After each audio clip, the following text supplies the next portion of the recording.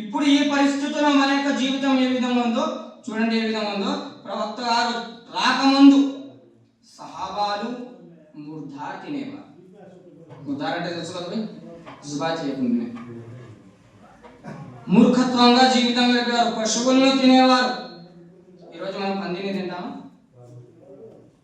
ప్రవక్త గారు రాకముందు ముర్దార్ తినేవారు, ఏదంటే అది తినేవారు. సహాబాలు హత్యలు చేసేవారు, వ్యభిచారం చేసేవారు, నిండు గర్భవతి యొక్క కడుపు కోసేవారు, సారాయి తాగేవారు. ఈరోజు ఎవడన్నా మనలో అలాంటి మగవాడు ఉన్నాడా?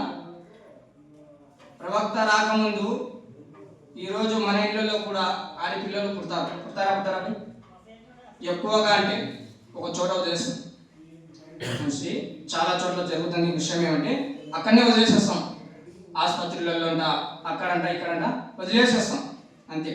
కానీ ప్రవక్త రాకముందు మానవులు ఎంత మూర్ఖత్వంగా ఉండేవారంటే, ఒక తండ్రి తన యొక్క చిన్న కూతురు కూర్చోపెట్టని తీసుకుపోతున్నాడు.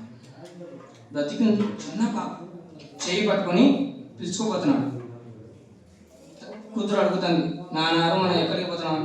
లేదు, ఇక్కడికి వెళ్ళమని పిలుచుకోపోయిన తర్వాత ఏం చేస్తున్నాడు? అక్కడ గుంత తవ్వుతున్నాడు. గుంత తవ్వుతుంటే కూతురు ఏం తెలుసు చెప్పండి, చిన్న పాప. తండ్రికి చెమట కాడుతుంది, ముఖం మీద చెమట కాడుతుంటే ఆ చిన్న పాప ఏం చేస్తుంది? తన యొక్క బట్టలతో తండ్రి యొక్క ముఖాన్ని తుడుస్తుంది. ఏం చేస్తుంది భయ్? ఆ యొక్క చిన్న పాప ఆ యొక్క తండ్రికి చెమట కాడుతుంది, ముఖం తుడుస్తుంది. వాడు ఏం చేస్తున్నాడు? ఆ పిల్లను కూర్చోపెట్టడానికి కోసం గుంత తవ్వుతున్నాడు. ఏం చేస్తున్నాడు? గుంత తవ్విన తర్వాత ఆ పిల్లను అక్కడ పనిపెట్టి మన్ను కప్పుతున్నాడు. ఎంత ఇదిగా ఉండాలో అతనికి మనసు. ఎవరన్నా మనలో అలాంటి వాళ్ళు ఉన్నారా?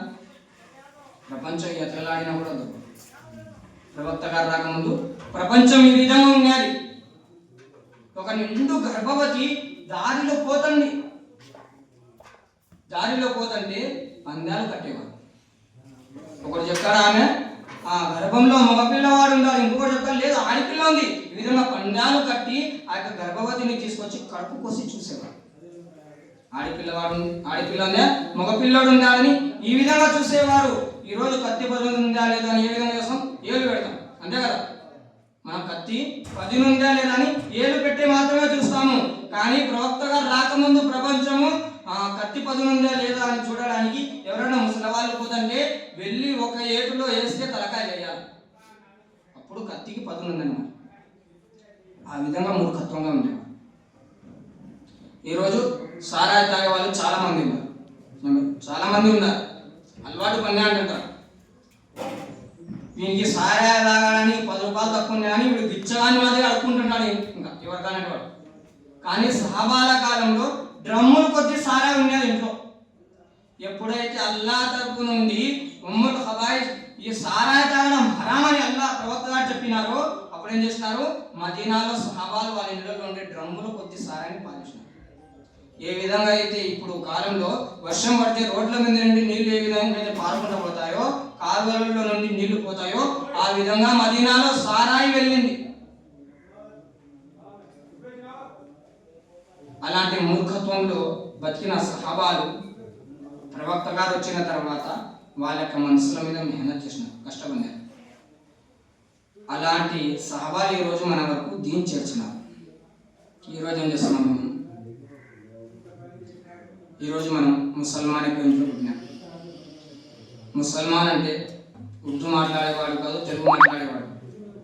మన స్టేట్ మారే కొద్దీ, దేశం మారే కొద్దీ ఏమవుతుంటుంది? భాష మారుతుంటుంది. మారదా? భాషకు సంబంధించినవి కాదు కులం. ఇస్లాం అనేది భాషకు సంబంధించినవి కాదు. నువ్వు ఏ జాతిలో ఉన్నప్పుడు కలిమా చదివినా అంటే నువ్వు ముసల్మాన్. మనం అందరము అల్లాహ్ ఇస్లాం యొక్క ఇంట్లో పుట్టించినాం. అల్లాహ్ ఇస్లాం యొక్క ఇంట్లో పుట్టించినాం. అల్లాహ్ మన యొక్క శరీరంలో ప్రతి చోట కూడా 2 రోడ్లు ఉన్నాయి, కానీ తల గుండె ఒకటే ఉంది. ఉందా లేదా? ఎవరికైనా 2 గుండెలు 2 తలలు ఉందాం? తల ఒకటే, గుండె కూడా ఒకటే, అంతే కదా. బస్సులో ఎక్కుతున్నాం, జనాలు ఎక్కువగా ఉన్నారు, మన సీటు పట్టుకున్నాం, మన సీట్లో వచ్చి ఇంకొకరు కూర్చున్నాడు, ఊరుకుంటామా? వదిలేస్తామా? దొరకడం లేదు ప్లేసు, కానీ మన సీటు పడుకున్నా అని ఒకడు వచ్చి కూర్చుంటే మనం ఊరికి ఉన్నాం. అలాంటిది ఈ యొక్క మనసు అల్లాది, ఈ యొక్క మనసులో స్థానము అల్లాది. మన ప్రపంచంలో మన సీటులో కూర్చున్ననే వదిలిపెట్టడం లేదు. అలాంటిది ఈ మనసులో ఇతరులను కూర్చోబెట్టి అల్లా ఉంటాం. చూడండి భయ్, మన యొక్క సమయం ఎక్కడైనా గడిచిపోతుంది. ఐస్ గడ్డ బాణాలు వేసినా కూడా కరిగిపోతుంది, రోడ్డు మీద వేసినా కూడా కరిగిపోతుంది. కరిగిపోదా? బాణాలు వేసినమైతుంది, లాభం జరుగుతుంది, జరగదు. దాన్ని తాగడం చల్లగా ఉంటుంది, రోడ్డు మీద వేస్తే బురద. కాబట్టి మన యొక్క ప్రవక్త గారు యొక్క ఉమ్మతు చాలా శ్రేష్టమైనదని అల్లాహ్ ఖురాన్లోనే కోరుతున్నాడు. మీ యొక్క ఉమ్మత్ చాలా శ్రేష్టమైనది అంటున్నాడు. హజరత్ మూసా అలైహిస్సలాం గారు అల్లాహ్తో మాట్లాడి అల్లాహ్ చెప్పాడు, వాళ్ళ నాకన్నా ఇష్టమైన వాళ్ళు ఇంకా ఎవరన్నా ఉండాలని, నేను ఇంత మాట్లాడుతున్నా కదా నీతో, నేను ఇంత ప్రేమిస్తున్నా, నేను నాకన్నా ఇష్టమైన వాళ్ళు ఎవరు ఉండాలల్లా అంటే ఇప్పుడు అల్లాహ్ చెప్తున్నాడు, ఓ మూసా నువ్వు కలీముల్లావే, నీకు కలీముల్లా బిరుదునిచ్చిన నేను, కానీ ఒక ప్రవక్త ఈ విధంగా వస్తాడు, ఆయన హబీబుల్లా బిరుదునిస్తాను నేను. కలీముల్లా అంటే అల్లాను ప్రేమించేవాడు, హబీబుల్లా అంటే అల్లానే ఆయనను ప్రేమిస్తాడు. కలీముల్లా హబీబుల్లా ఏం తేడా లేదు దీంట్లో. కలీముల్లా కూడా అల్లా పేరు వచ్చింది, హబీబుల్లా కూడా అల్లా పేరు వచ్చింది. అలా దీంట్లో ఏం తేడా అంటే అప్పుడు అల్లా అన్నాడు, కలీముల్లా అంటే నువ్వు నన్ను ప్రేమిస్తావు, హబీబుల్లా అంటే నేను ఆయనని ప్రేమిస్తాను, అల్లాని మన ప్రవక్తాన్ని ప్రేమిస్తాను. ఈరోజు మనం ప్రేమించడం, ఈరోజు ప్రవక్తాన్ని మనం ప్రేమించడం లేదు. ప్రేమ అంటే నోటితో వచ్చేది కాదు, నోటితో వస్తుందా ప్రేమ అంటే? ప్రేమ మనసుకు సంబంధించినది.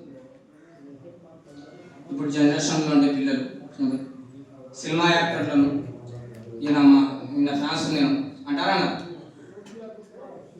అన్నారు. ఒకప్పుడు ఏ విధంగా ఉండేది కటింగ్, ఇప్పుడు ఏ విధంగా ఉందో ఆలోచన చేయండి. ఎందుకంటే ఈయనను నేను ప్రేమిస్తున్నాను, ఫలానా హీరోను నేను ప్రేమిస్తున్నాను, నా యొక్క హీరో ఈ విధంగా ఉండాలి. చూడడం లేదా? నా యొక్క హీరో ఈ విధంగా కటింగ్ చేయించుకున్నాడు, ఆయన బట్టలు ఈ విధంగా తొడిగినాడు, నేను కూడా ఇదే విధంగా. శృంగి పైన పాయింట్ ఉంటే ఒకప్పుడు ఏం చేసేవారు, ఇట్లా దాచి పెట్టుకునేవారు, లేకపోతే సూది దారి తీసుకొని కుట్టుకునేవారు. ఇప్పుడు ఫ్యాషన్ ఏమైంది, శృంగి పైన పాయింట్లా ఉంటున్నాను. ఆయన కూడా సిగ్గు లేకుండా శృంగి పైన పాయింట్లే తొడుగుని తిరుగుతారు మన పిల్లలు. ఎందుకు? వాడిని ప్రేమిస్తున్నారు. మన యొక్క మెహనత్ చాలా తక్కువగా ఉంది, చేస్తున్నాము కానీ ఫిగర్ రావడం. అల్లా మనకు ముసల్మాన్ యొక్క ఇంట్లో పుట్టించి ఉన్నాడు. మనం ఏం చేస్తున్నాము? ఇస్లాం అంటే తెలుగు. ఎలాంటి మూర్ఖత్వం గడుపుతున్నామంటే లాస్ట్కు కలిమా కూడా రాదు. చాలా మందికి కలిమా రాదు, దాని యొక్క అర్థం తెలుగు. ఎవరన్నా ఒకరు వచ్చి, అయ్యా మీ యొక్క ఇస్లాం గురించి ఏమన్నా చెప్పండి అంటే 60-70 సంవత్సరాలు గడిచిపోయింటాం అనేది ఏం చెప్తాను? బయట అరుగుల మీద నేర్పిస్తారా మనకి ఇస్లాం అంటే? అల్లా యొక్క గొప్పతనం, అల్లా యొక్క విద్య ఇంట్లో జరుగుతుంది. విద్యకు ముసలితనానికి ఏమి లింకే లేదు. అలా అంటే మన ప్రవక్త గారి యొక్క వయసు కూడా 40 సంవత్సరాల తర్వాత విద్య నేర్చుకున్నారు ప్రవక్త. ఇప్పుడు మనం ఏం చెప్తాం? నోటి తిరగడం లేదు. ఒక పని చెయ్యాలంటే ఎంత కష్టమైనా చేస్తాం. అది ఎందుకని అన్ని చెయ్యాలనుకున్నాం, కానీ ఇది చెయ్యాలని అనుకోవడం లేదు. ఈ యొక్క దీన్ కోసము సహబాలు త్యాగాలు చేసినారు, ప్రవక్తలు త్యాగాలు చేసినారు. ఈరోజు మనం ఇంటిని వదిలిపెట్టలేకపోతాము. సహబాలు వాళ్ళ యొక్క భార్యలను వితంతువులను చేసినారు. సహబాలు కూడా వ్యాపారాలు చేసేవారు, పొలాలు పండించేవారు. భార్య పిల్లలు ఉంటే ఏమన్నా జమాతులు చిన్నోళ్ళు జమాత్ వస్తారు కదా, వాళ్ళ ఇంటి వాళ్ళకు కూడా పోషించాలి కదా. అంటే జమాత్ ప్రతి భార్య పిల్లలు ఉండరనే ప్రతి ఒక్కరికి ఉంటారు. ప్రతి ఒక్కరికి కూడా బాధ్యత ఉండాలి. ఎందుకంటే చాలా విలువైనది. దీంట్లో మనకు గౌరవం ఉంది, దీంట్లోనే మనకు విజయం కూడా ఉంది. ఏముంది 24 గంటలలో నుండి 1 గంట అల్ల కోసం తీయలేము. ఈరోజు మనం కష్టంలో ఉంటే ఒక వ్యక్తి వచ్చి మనకు 2 లక్షలు 3 లక్షలు సహాయం చేసినాడు, మనం కష్టంలో ఉన్నాం అని మర్చిపోతాం. నాకు అల్లా ఏమి ఇవ్వడం లేదు, ఏమి ఇచ్చినాడని కాదు, ఇంకేమి ఇవ్వాలని చేతులు ఉంది. నీ భార్య పిల్లలను నువ్వు పోషిస్తున్నావు, ఆ యొక్క చేతులు నీవే, కాళ్ళు నీవి కాదు, చేతులు నీవి కాదు, కళ్ళు నీవి కాదు. ఒకవేళ నీవే అనుకో, తలనొప్పి వచ్చింది, ఆ తలనొప్పిని దూరం చేసుకోగలుగుతావు? తల నీదే, శరీరం నీదే, ఒక తలనొప్పిని కూడా మనం దూరం చేసుకోలేదు. అలాంటి మనదే ఎలా చెప్పండి? ఈ శరీరం మనది కాదు, ఈ ప్రాణం మనది కాదు, ఈ సమయం కూడా మనది కాదు. ఈరోజు ఈ చేతులతో ఈ కాళ్ళతో మన ఇంట్లో వాళ్ళను మనం పోషిస్తున్నాము. ఇవి అల్లా ఇచ్చిన వరాలు, ఇవి అల్లా ఇచ్చిన వరాలు. ఇంకేం కావాలి? అల్లా యొక్క ప్రార్థన చేస్తాము. అల్లా మనల్ని పుట్టించి ఉన్నాడు, తండ్రి ముందర కొట్టుకుపోతున్నాడు. చాలా మందిని మన చేతులతో స్నానం చేపిస్తున్నాం. చనిపోయిన వ్యక్తి మన చేతులతోనే స్నానం చేపిస్తున్నాము. ఎప్పుడైనా ఆలోచన చేసినామా, నేను కూడా చనిపోతాను కదా, నన్ను ఒకప్పుడు నేను బాగా రుద్దుకునేవాడిని సబ్బు తీసుకొని నాకే నేనే, నన్ను కూడా ఈ విధంగా పనిపెట్టి రుద్దుతారు కదా. నేను 3000 4000 పెట్టి బట్టలు, మంచి బట్టలు కద్దరంగి దొరికేవాడిని, నాకు 70 రూపాయలు 80 రూపాయలు మీటర్ బట్టలు చుడతారు కదా. నా భార్య పిల్లలు కూడా ఈ విధంగా ఇంట్లో కూర్చొని ఏడుస్తారు కదా. ఏడ్సారా? ఎవరైనా చనిపోయినా అంటే చూస్తాం అక్కడ, తన భార్య పిల్లలు తల్లి తండ్రి అందరి ఇంట్లో ఉండే బంధువులల్లా ఏడుస్తుంటారు. ఆ ఇంట్లో ఏ విధంగా ఉందో మనం చూస్తున్నాం. నేను వెళ్ళిపోతే మా ఇంట్లో వాళ్ళు కూడా ఇదే విధంగా ఏడుస్తారు కదా. ఎత్తుకోపోతాం, ఏం చేస్తాం భయ్? జనాసాన్ని ఎత్తుకుపోతాము శ్మశానానికి. కాడికి ఎత్తుకుపోయిన తర్వాత అక్కడ ఉండే మొత్తం పని చేసి మన్ను కప్పుతామా లేదా? కప్పిన తర్వాత ఏం చేయకుండా 1 గంట ఉంటామా? నిన్ను ప్రేమించేవారు కూడా నిన్ను కూర్చిపెట్టేటప్పుడు అక్కడ దగ్గర ఉండి, అక్కడ పక్కన మీటింగ్ కొడుతుంటాం, కొట్టడం లేదు. మనం కూడా చాలాసార్లు పోతుంటాం కబ్రస్థానికి. అక్కడ ఏమో ఒక 10 మంది 15 మంది ఉంటారు, కానీ జనాజా నమాజ్కి 50 మంది ఇచ్చింటారు, అందరూ అక్కడ ఉండరు. అక్కడ కూడా మనం ప్రపంచం యొక్క మాటలు మాట్లాడితే ఇంకా మనం చనిపోయిన తర్వాత మనకు భయం ఎప్పుడు పుడతా చెప్పండి? నేను చనిపోయిన తర్వాత నా యొక్క పరిస్థితి ఏమవుతుంది? ఎంత ఉన్నా కానీ నేను పోతే, నేను 3 రోజులు పోతే పని ఆగిపోతుంది కదా. నేను 40 రోజులు పోతే నా భార్య పిల్లల పరిస్థితి ఏమి? నేను 4 నెలలు పోతే నా ఇంటి పరిస్థితి ఏమి? నువ్వు సడన్గా చచ్చిపోతే నీ భార్య పిల్లల పరిస్థితి ఏమి? ఎప్పుడు చనిపోతాం? ఏమన్నా గ్యారెంటీ లేని జీవితం. ఎప్పుడు వెళ్ళిపోతాము? గ్యారెంటీ లేదు. ఒక వ్యక్తి ఉండేవాడు, బరగొడ్లు, ఎద్దులు, పొలము, ట్రాక్టరు అన్నీ ఉండేవన్నమాట. బాగా బతుకుతాను, సంతోషంగా ఉన్నాడు. ఒక హజరత్ వచ్చినాడు. ఒక హజరత్ వచ్చి, మనకాడు కూడా వచ్చంటారు కదా జమాతులు, ఏమంటారు? ఏ మసీదుకు రాబోయి నమాజ్కు రా, దీని మాట జరుగుతుంది అని హజరత్ కూడా చెప్పినాడు.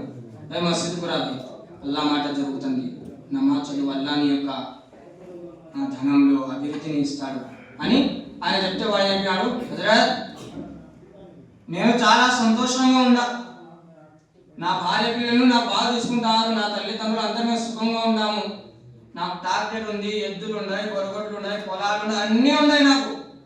నాకేమైనా కష్టం ఉంటేనే కదా నేను మసీదుకు పోవాల్సింది, నాకు కష్టమే లేదు హజరత్ అన్నాడు. ఇంకా వాడిని ఏమన్నా శబ్దంగా వింటాడు వాడు. హజరత్ ఏం చేశాడు, వీడు వినే పరిస్థితుల్లో లేదని వాని తరపున చెప్పినాడు, సో నాయన మసీదుకు రాకుండా పర్వాలేదు. ఏమంటాడు? ఇంకా సంతోషంగా కాదు భయ్, నువ్వు మసీదుకు రాకుండా పర్వాలేదులే, నేను ఒక్క పని చెప్తాను, ఆ పని చేయనైనా. ఏమో లేపా ఇంత పెద్ద హజరతు, ఏమో చిన్న పని అంటాడు, అది కూడా చేయకపోతే ఎట్టాలి అని ఏం చేస్తాడు భయ్? సరేలే హజరత్ అన్నాడు. ఆ పని ఏమంటే ఏం లేనైనా రాత్రి తిను, బాగా తిని పనుకో. పొద్దున నేను వచ్చి నీకు లేపేంత వరకు నేను లేయకూడదు. ఏం చెప్పినాడు? పెద్ద పనే. నువ్వు తిని పనుకో.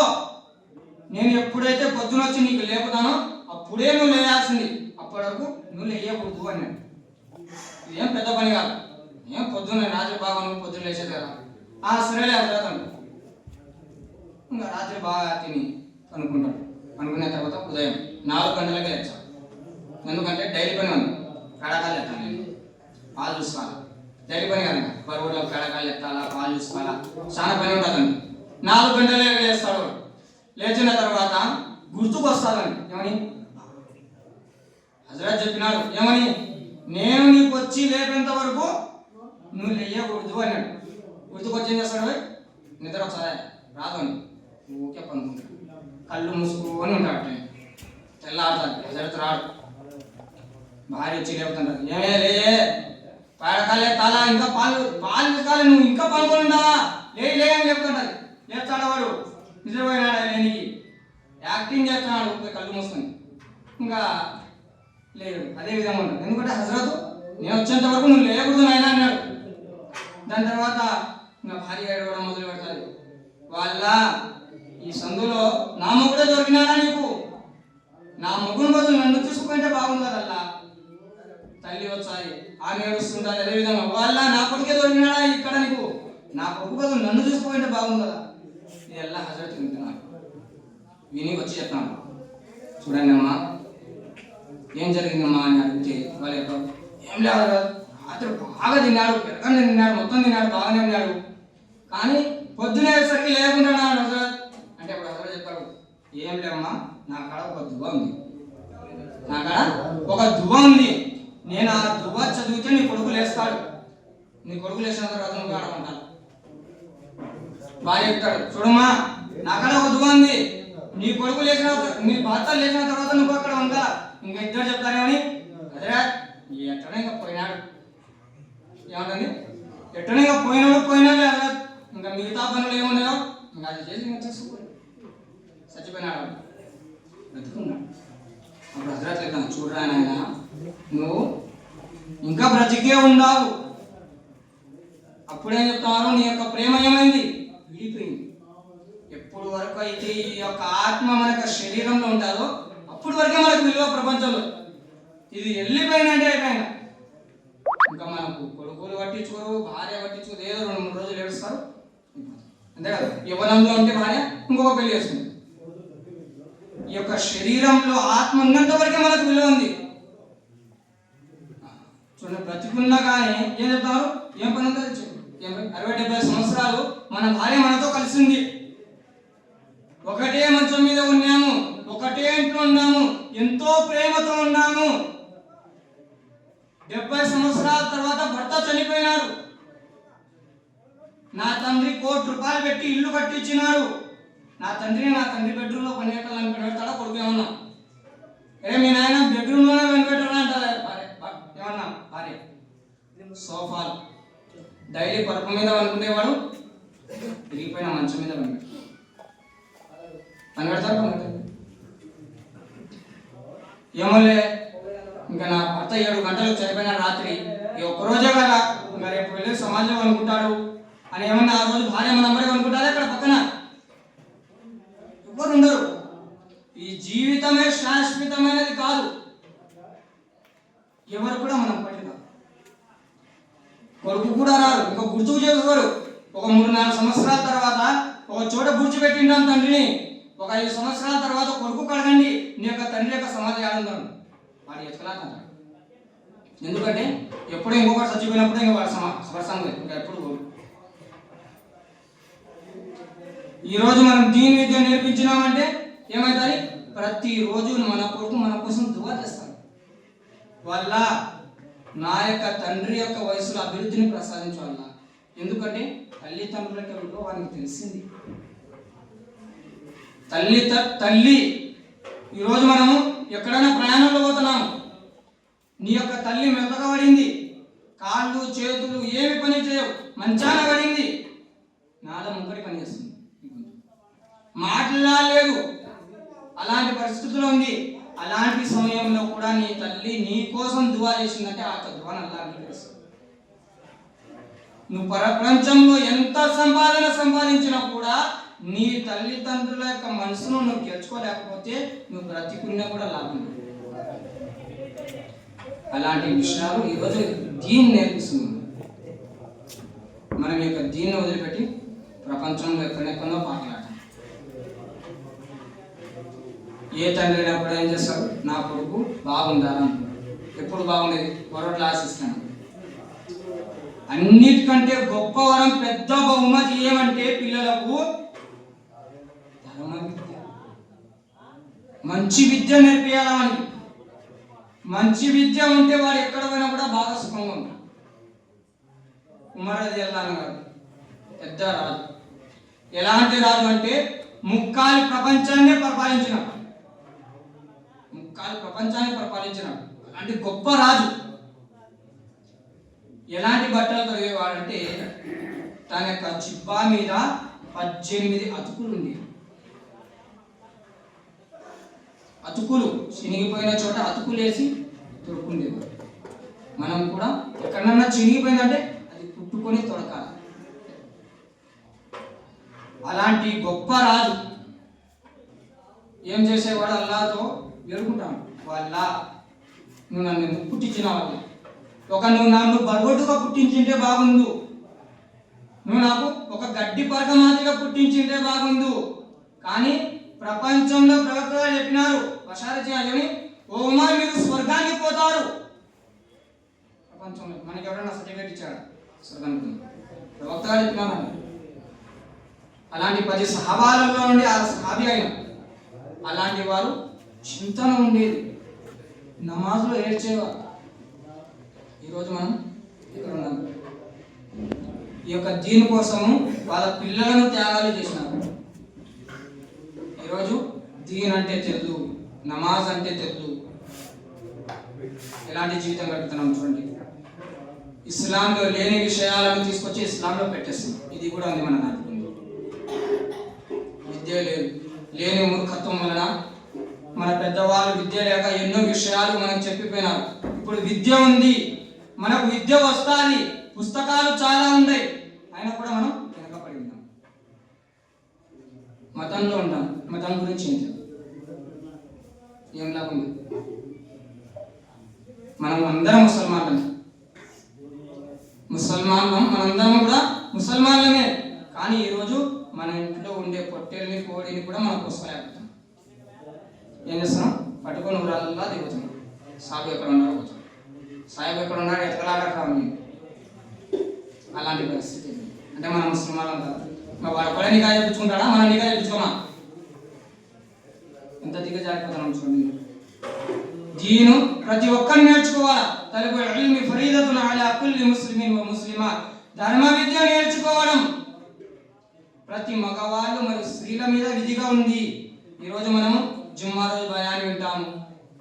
మనకు దీని విషయాలు మారుమారుగా విన్నా కూడా మనం చాలా వెనకబడి ఉన్నామా లేదా?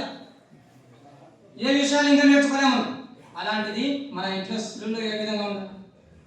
మన పరిస్థితి వారానికి ఒకసారో సంవత్సరానికి ఒకసారో మనం నమాజ్ పోయి భయాన్ని వింటున్నా కానీ మన పరిస్థితి ఈ విధంగా ఉంది. మనమే ఎదుగులో నమాజ్ చదవలేకపోతున్నాం. అలాంటిది మన ఇంట్లో ఉండే ఆడవాళ్ళ యొక్క పరిస్థితి ఏ విధంగా ఉంది? అల్లాహ్ ఖురాన్ చెప్తున్నాడు, మిమ్మల్ని మీ యొక్క కుటుంబ సభ్యులను నరకం నుండి రక్షించుకోండి అని. మనం చేస్తున్నాం, నువ్వు పో తెచ్చనమ్మా, నువ్వు కూడా పో. కొడుకును దొబ్బుతున్నాం, భార్యను దొబ్బుతున్నాం, పిల్లలు దొబ్బుతున్నాం, తల్లిదండ్రులు అందరినీ దొబ్బుతున్నాం. మనమే నరకం వైపు. ఎందుకు? మన విషయం తెలియదు, దీని యొక్క విషయాలు మనకు తెలియలే. ప్రవక్త సల్లల్లాహు అలైహి వసల్లం గారి యొక్క కాలంలో చాలా బీదరికంలో 2 దంపతులు ఉండేవారు. ఈరోజు మనం బీదవాళ్ళు అని అనుకుంటున్నాం. బీదవారంటే ఎవరు? ఒకప్పుడు తింటే ఇంకొక పూట తిండి ఉండకూడదు, అలాంటివన్నీ బీదవాడు అంటే. 3 పూటలు ఏమి సంవత్సరం కన్నా భర్త మన ఇంట్లో ఉంటుంది. ఈరోజు ఆయన కూడా అందరికీ కూడా నేను బీదవాణి నా అకృతజ్ఞత పెట్టుకుంటామంట. అల్లా మనకి ఇచ్చినాడు, ఆయన కూడా ఇతరుల ముందర చేయి చాపుతుంటాం మనం కోసం. చాలా బీదరికం. 2 దంపతులు, వాళ్ళకు ఒక 6 ఏళ్ల కొడుకు, ఒక 8 ఏళ్ల కొడుకు ఉండేవారు. 2 పిల్లలు. తల్లి చెప్తాను, ఆ యొక్క దంపతులు ఇద్దరు భార్య భర్తలో ఉండి భార్య చెప్తుంది తన భర్తతో, ఏమే మనము వాళ్ళ దగ్గర ఒక చిన్న మేకపిల్ల ఉంటుంది. ఈ మేకపిల్ల పెద్దగైన తర్వాత మనం ప్రవక్త గారిని మన ఇంటికి దావత్కు పిలుచుదాం, మన ఇంటికి దావత్కు పిలుచుకుందాము. ఆయన యొక్క ఆయన యొక్క గొప్పతనం ఎలాంటిదంటే ఆయన యొక్క వేలు చూపిస్తేనే చంద్రుడు కూడా ముక్కలైపోతాడు. ఆయన యొక్క కను ఇషారాతో అల్లా వర్షాన్ని కురిపిస్తాడు. ఆయన ప్రపంచంలో ఉన్నప్పుడే స్వర్గాన్ని నరకాన్ని చూసొచ్చినాడు. ఎవరు చూసినారు స్వర్గం, ఎవరు చూసినారు నరకం? ప్రవక్త గారు చూసినారు, హదీస్లో చెప్పినారు. ఈరోజు నీ యొక్క వీపు నువ్వు చూసుకోలేవు, చూసుకుంటామా? సూర్యుడు ఉన్నాడు, ఏమై మన కళ్ళలో శక్తి ఉందా సూర్యుడిని చూసేంత? ఆ సూర్యుడిని చూసేంత శక్తి మన కళ్ళల్లో లేదు. ఆ సూర్యుడిని పుట్టించిన ఆ సృష్టికర్తను మనం చూడగలుగుతామా? ప్రపంచంలో ఉండే ఏ వ్యక్తి కూడా దేవుణ్ణి చూడలేదు. ప్రపంచంలో ఉండే ఏ వ్యక్తి కూడా దేవుణ్ణి చూడలేదు.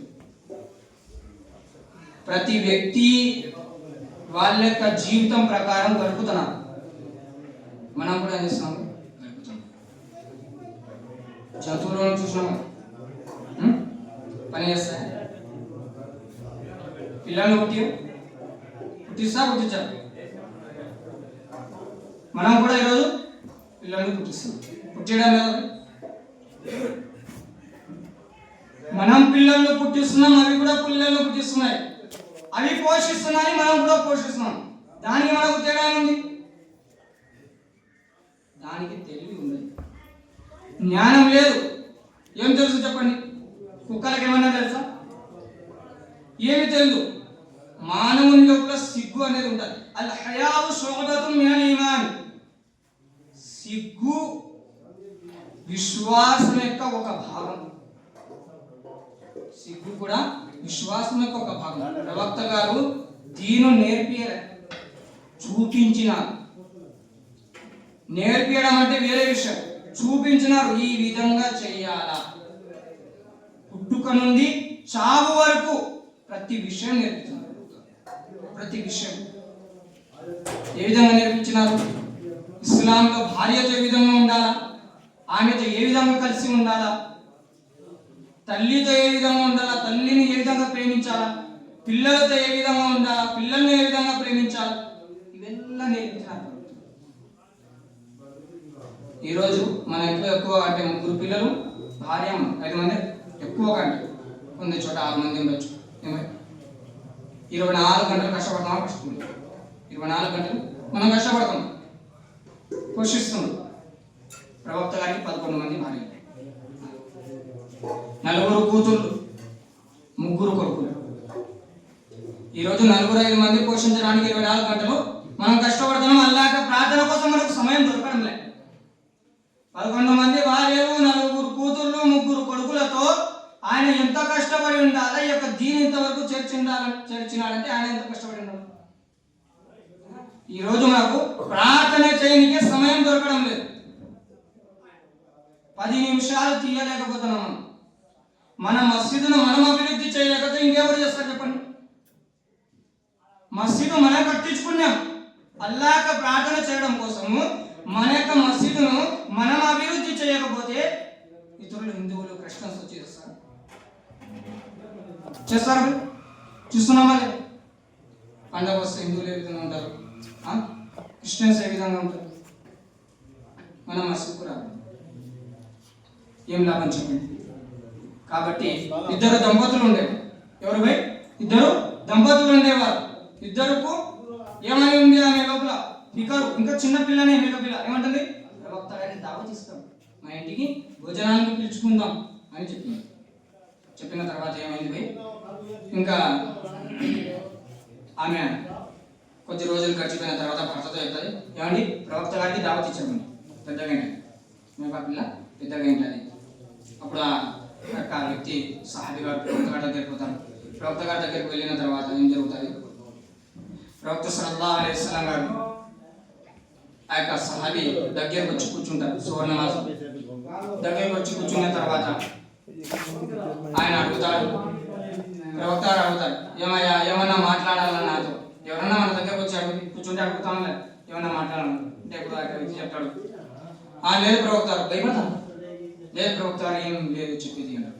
దాని తర్వాత అసలు నమస్తం ఏమవుతాయి, అప్పుడు ఏమయ్యా ఏమన్నా మీరు నాతో మాట్లాడాలనుకుంటారా అంటే లేదు ప్రవక్త ఏం లేదు. ఇంకా మగ్రిబ్ సమయం అయిన తర్వాత ఆయన ఆలోచన చేస్తుంటాడు, అబ్బా మాకు ఊరుకుతుంది, మళ్ళీ నేను వేరే ఊరుకు పోవాలా, ఇప్పుడు అంటే మనకు బైక్ ఉంది, కార్లు ఉన్నాయి, వసతి ఉంది, అప్పుడు రాత్రి నడుచుకుంటూ వెళ్ళాలి. వెళ్ళాక ఇంకా మగ్రిబ్ ఇషా నమాజ్ ఆయన ప్రవక్త చెప్తారు, మీరు వెళ్ళండి, మీ ఇంటికి నేను దావత్ వస్తాను. ఏమైనా దావత్ ఇచ్చాడా? ఓ ప్రవక్తారు మీరు మా ఇంటికి రావాలని చెప్పినారా? చెప్పలేదు. ఆయన కూడా చెప్పారు, ఓ ప్రవక్తారు మీరు వెళ్ళండి, ఆ ప్రవక్త చెప్పారు మీరు వెళ్ళండి, నేను మీ ఇంటికి దావత్ వస్తాను, నా మరి కొందరు సహబాలు కూడా వస్తాను. ఇంకా ఆయన పరిగెత్తుకుంటే ఇంటికి పోయి చెప్తాడు, నేను ప్రవక్త గారికి దావత్ ఇవ్వలేదు, ఆయన కూడా ప్రవక్త గారు వస్తానని. చాలా సంతోషంతో చిన్న కూడా కూర్స్తాయి. ఆ ఇంట్లో ప్రవక్త గారిని ఎక్కడ కూర్చోబెట్టాలని రాత్రి అంతా మషూరా చేస్తాడు. ప్రవక్త గారిని ఇక్కడ కూర్చోబెట్టాలి, అక్కడ రాత్రి అంతా మషూరా చేసిన తర్వాత ఫజర్ అవుతుంది. ఫజర్లో ఏం చేస్తారు, ఆ యొక్క మేక పిల్లను జుబా చేస్తారు. చేసిన తర్వాత ఆ యొక్క చేసే సమయంలో ఇద్దరు పిల్లలు చూస్తారు. జుబా చేసేది ఇద్దరు పిల్లలు చూస్తారు. ఒకరికి ఎన్ని వయసు, ఒకరి 6, ఇంకొకరికి 8 సంవత్సరాల వయసు. పెద్ద పిల్లోడు చెప్తాడు, చూడండి ఆయన మన నాన్నగారు ఈ విధంగా జుబా చేస్తున్నారు కాబట్టి నువ్వు కూడా కనుకో, నేను కూడా ఈ విధంగా జుబా చేస్తాను. ఏం చేస్తాడు, చిన్న పిల్లడు తెలుసు. పెద్ద పిల్లడు ఆ చిన్న పిల్లవాడిని పనిపెట్టి ఏం చేస్తాడు, ఆ పిల్లవాడిని జుబా చేసేస్తాడు. జుబా చేసే సమయంలో ఆ చిన్న పిల్లవాడు గట్టిగా కేకేస్తాడు. తల్లిదండ్రులు ఎంబడే బయటకు వస్తే ఆ చిన్న పిల్లవాడు చనిపోయింది. చిన్న పిల్లవాడు చనిపోతానే ఇంకా తండ్రి చాలా కోపంతో ఉంటాడు. ఇంకా వాడు అనుకుంటాడు, నా తండ్రి ఈ రోజు ఎలాగైనా నన్ను కూడా చంపేస్తాడు అని భయంతో పరిగెత్తుకుంటూ పోతాడు. ఒక కొండ మీద కింద వస్తాడు. ఇద్దరు పిల్లలు చనిపోయినారు. ఈరోజు మన ఇంట్లో ఏమన్నా చనిపోయినారంటే ఏం చేస్తాం, పెళ్లి జరుగుతాను ఏం చేస్తాం, పెళ్ళిని ఆపేస్తాం. ఆపాం, మందులు వస్తుంటే ఎవరో ఒకరు ఏదో ఒక ఫంక్షన్, చిన్న ఫంక్షన్ కానీ దాన్ని ఆపేస్తాం. మేము భార్య చెప్తుంది, ఈ యొక్క ఇద్దరు పిల్లలను తీసుకోపోయి పెరట్లో పెట్టండి. ఈరోజు ఎవరన్నా అలాంటి స్త్రీలు ఉన్నారా? తన కళ్ళ ముందర ఇద్దరు పిల్లలు చనిపోయినారు, ఏమంటుంది, ఇద్దరు పిల్లలను తీసుకొని పెరట్లో వదిలిపెట్టి ప్రవక్త గారు వచ్చే సమయం అయింది, అందరూ అన్నం ఉండాలని తయారీలో ఉండాలి. ఏడుస్తున్నారు ఇద్దరు. తండ్రి చెప్తాడు, నువ్వు వండు తండ్రు, నేను నా పిల్లలను చూసేస్తాను. ఎంతైనా ప్రేమనే కదా, మనదేనా ప్రేమ, వాళ్ళది కాదు. వాళ్ళు కూడా అదే విధంగా పోషిస్తారు, కష్టపడి ఉంటారు. తల్లి అవుతాను ఎంతైనా కానీ. అప్పుడు తండ్రి చెప్తాడు, నేను చూసేస్తాను, వెళ్ళి తన యొక్క పిల్లలు హత్తుకొని ముద్దు పెట్టి వస్తాడు. వచ్చిన తర్వాత తల్లి చెప్తాది, మీరు చూసొచ్చినారు కదా, నేను కూడా నా పిల్లలను చూసేస్తాను. ఆమె వెళ్ళి హత్తుకొని ముద్దు పెట్టి అదేవిధంగా అక్కడనే పెట్టి మళ్ళీ గుడ్డ కప్పి వచ్చేస్తాను. అన్నం తయారవుతుంది. తయారైన తర్వాత ప్రవక్త గారు వస్తారు. ప్రవక్త గారిని మర్హబా యా రసూలుల్లా వచ్చి రాండి ప్రవక్త గారని వెల్కమ్ చెప్తారు. వెల్కమ్ చెప్పి అక్కడ కూర్చోబెడతారు. సహాబాలు వచ్చిండారు ముందు. అప్పుడు ప్రవక్త సల్లల్లాహు అలైహి వసల్లం గారు, మీ పిల్లలు ఏదైనా అడుగుతారు. ఆ యొక్క వ్యక్తి చెప్తాడు, ఓ ప్రవక్త పిల్లలు ఆడుకొని పోయినారు, చిన్న పిల్లలు కదా ఆడుకొని పోయినారండి ప్రవక్త అంటే. అప్పుడు ప్రవక్త సల్లల్లాహు అలైహి వసల్లం గారు అల్లాహ్ మీద ఒట్టేసి చెప్తారు, అల్లాహ్ యొక్క సాక్షి, మీ పిల్లలు వచ్చేంత వరకు నేను అన్నం తినను అంటారు. మీ పిల్లలు. అప్పుడు ప్రవక్త సల్లల్లాహు అలైహి వసల్లం గారి యొక్క లోపల ఉండి ఆమె చెప్తాది, ఆ ప్రవక్త రాకముందే ఆమె చెప్పినట్టే కానీ నేను పడతాలో ఉంటాను, నేను బాధపడేది ప్రవక్త గారికి కనపడదు, మీరు చాలా సంతోషంతో ఉండగలుగుతాడా తండ్రి? తన పిల్లలు ఇద్దరు చనిపోయినారు. ఈరోజు మన కొడుకు చనిపోతే మనకి ఎంత బాధ ఉంటుందో, చిన్న పిల్లలు వాళ్ళు ఇద్దరు చనిపోయినారు. చెప్తాను ఏమై, మీరు చాలా సంతోషంతో ఉండాలి. ప్రవక్త గారి యొక్క ముందర సంతోషంతో పిలుస్తాడు, అన్నం వడ్డిస్తాడు. వడ్డించిన తర్వాత ప్రవక్త గారి పిల్లలు, ఇప్పుడు ఆ యొక్క తల్లి చెప్తారు, ప్రవక్త గారు మా ఇద్దరు పిల్లలు చనిపోయినారు, మా ఇద్దరు పిల్లలు చనిపోయినారు ప్రవక్త గారు అని చెప్పిన తర్వాత అప్పుడు ప్రవక్త సల్లల్లాహు అలైహి వసల్లం గారు అక్కడ వెళ్తారు. ఆ పిల్లలు చున్నికి సహాబాలు కూడా ఏడుస్తున్నారు, ప్రవక్త గారు కూడా ఏడుస్తున్నారు. ఇలా ఎన్నో త్యాగాలు జరిగినాయి. ఈ యొక్క దీన్ అనేది మన వరకు రావడం, ఇక్కడ మసీదులో కూర్చోవడం, సమావేశం జరగడం, మనం ఈరోజు టోపీ తగిలించుకొని నమాజ్ చదవడం, ఇది ఊరికే రాలే విద్య మన దగ్గర. దీని వెనకాల చాలా త్యాగాలు జరిగినాయి. మనం కూడా ఊరికే ఉందామంటే ఏం లాభం లేదు. వచ్చే మన యొక్క జనరేషన్ మనం మార్చాలి అంటే మనం త్యాగం చేస్తూ ఉండాలి. కాబట్టి ఏదైతే విన్నామో దానికన్నా ఎక్కువగా ఆచరించే భాగ్యాన్ని